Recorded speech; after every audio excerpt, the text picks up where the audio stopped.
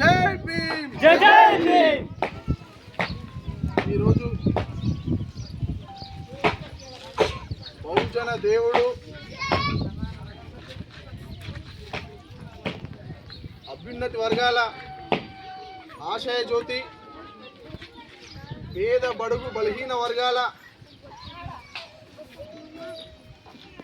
దీన బంధువు డాక్టర్ బాబాసాహెబ్ అంబేద్కర్ గారి 135వ జయంతి సందర్భంగా మీ అందరు కూడా శుభాకాంక్షలు తెలియజేస్తా ఉన్నాను మిత్రులారా. అంబేద్కర్ గారు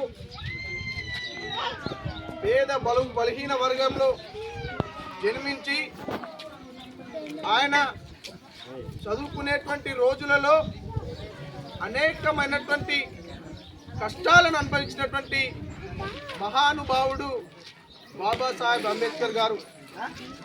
ఆయన చదువుకునేటువంటి సమయంలో కిటికీ పక్కన నిలబడి చదువు నేర్చుకొని ఈ దేశంలో అసలు ఎవ్వరు చదవలేనటువంటి డిగ్రీ చదివినటువంటి జ్ఞానశీలి, న్యాయ కోవిదుడు డాక్టర్ బాబాసాహెబ్ అంబేద్కర్ గారు.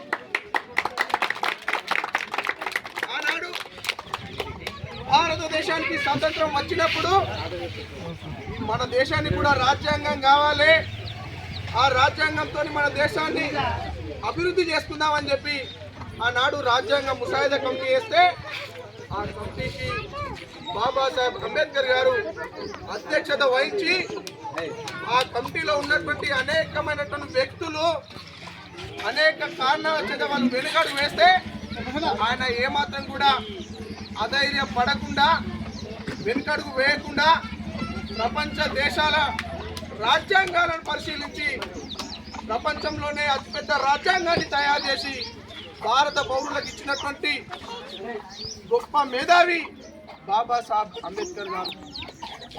ఆనాడు ఈ దేశంలో ఉన్నటువంటి రాజులకు ఓటెక్కు ఉండే, ఉన్నతమైనటువంటి వర్గాలకు ఓటెక్కు ఉండే, కానీ నా దళిత బహుజన బిడ్డలకు ఓటు హక్కు ఉంటేనే ఈ దేశాన్ని మేము ఏలగలుగుతాం, బహుజన రాజ్యం రాగలుగుతుందని చెప్పి ఆయన కులం, మతం, స్త్రీ, పురుష భేదం లేకుండా 18 సంవత్సరాలు నిండినటువంటి ప్రతి భారతీయ యువతి యువకులకు ఓటుగా కల్పించినటువంటి గొప్ప వ్యక్తి బాబాసాహెబ్ అంబేద్కర్ గారు. ఆయన రాజ్యాంగం రాస్తున్నటువంటి సమయంలో ఆయన యొక్క బిడ్డలను కోల్పోయినప్పుడు కూడా ఆ దుఃఖ సంద్రంలో ఉన్నప్పుడు కూడా ఆ దుఃఖాన్ని దిగమింగుకుంటూ గొప్ప రాజ్యాంగాన్ని రాసి మనకిచ్చినటువంటి బహుజన బంధువు డాక్టర్ బాబాసాహెబ్ అంబేద్కర్ గారు. అదేవిధంగా నేను మీకు తెలియజేస్తా ఉన్నాను ఒకటే, అంబేద్కర్ గారు మనకి ఇచ్చినటువంటి రిజర్వేషన్ వాడుకొని మనం అభివృద్ధి చెందుదాం, ఆయన యొక్క కలలు కన్నటువంటి స్వరాజ్యాన్ని తీసుకొచ్చే విధంగా మనం ప్రయత్నం చేద్దాం, ఆయన అడుగుజాలలో మనం నడుద్దాం.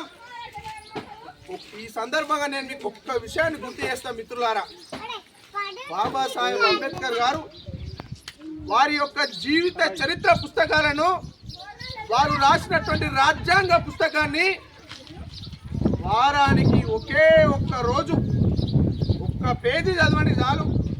దాన్ని చదవడం వల్ల మనం చైతన్యవంతులై బహుజన రాజ్యాన్ని సాధించుకుందాం అనే విషయాన్ని మీకు తెలియజేస్తూ ఈ అవకాశం ఇచ్చినటువంటి మీ అందరు కూడా ధన్యవాదాలు తెలియజేస్తూ ఉన్నాను. జై భీమ్. జై భీమ్. జై భీమ్. సాధిద్దాం అంబేద్కర్ గారి ఆశయాలను, సాధిద్దాం అంబేద్కర్ గారి ఆశయాలను.